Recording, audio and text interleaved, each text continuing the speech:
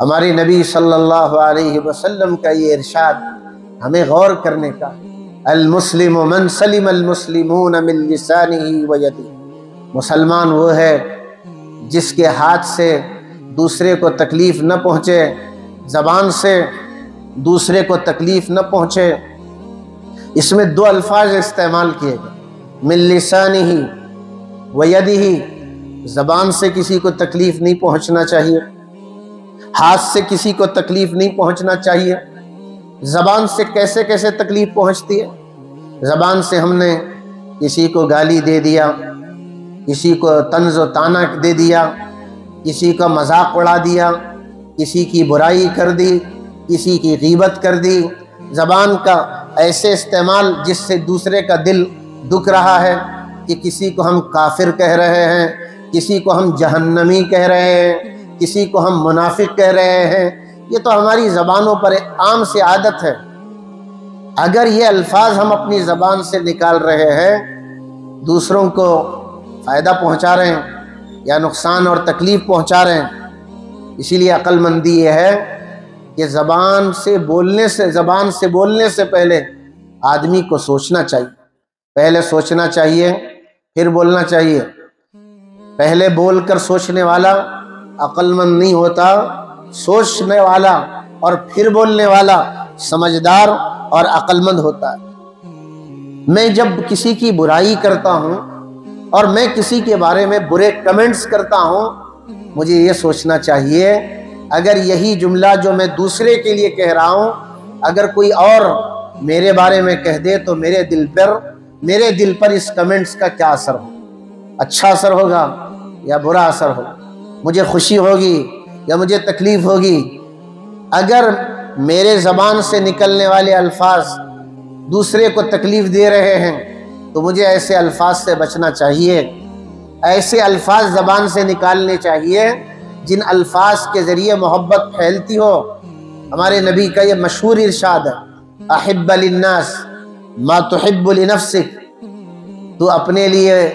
तू लोगों के लिए वही पसंद करना जो तू अपने लिए पसंद करता है।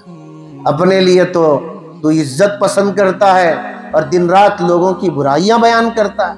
अपनी बुराई तो किसी से सुनना नहीं चाहता, अपनी हर एक से तारीफ सुनना चाहता है और तू हर एक की बुराई बयान करता है। अल्लाह के रसूल ने यह तसव्वुर ख़त्म कर दिया। अगर किसी को अपनी ज़हनियत को दुरुस्त करना है तो लोगों के लिए भी वही पसंद करो जो अपने लिए तुम पसंद करते हो। ज़बान का सही इस्तेमाल करो।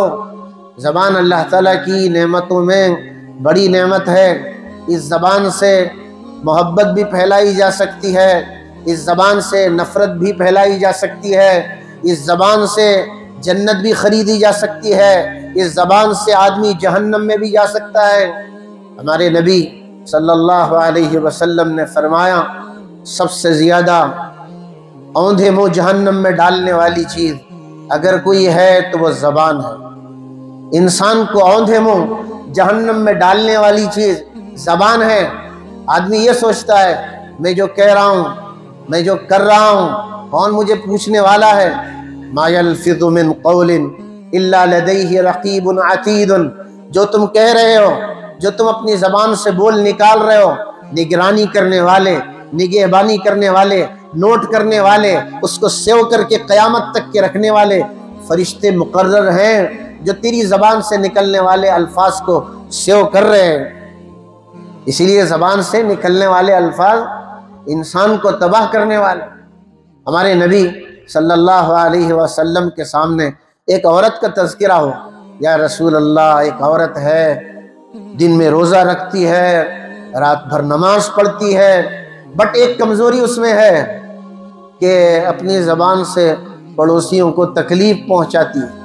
आपने फरमाया वो जहन्नम में जाएगी। सोचने की बात है, दिन भर रोज़ा रखने वाली, रात भर नमाज़ें पढ़ने वाली, बस इसके अंदर इतनी कमज़ोरी है कि अपनी ज़बान से दूसरों को तकलीफ़ पहुँचाती है। उसके बारे में हमारे नबी ने फरमाया कि वो जहन्नम में जाएगी।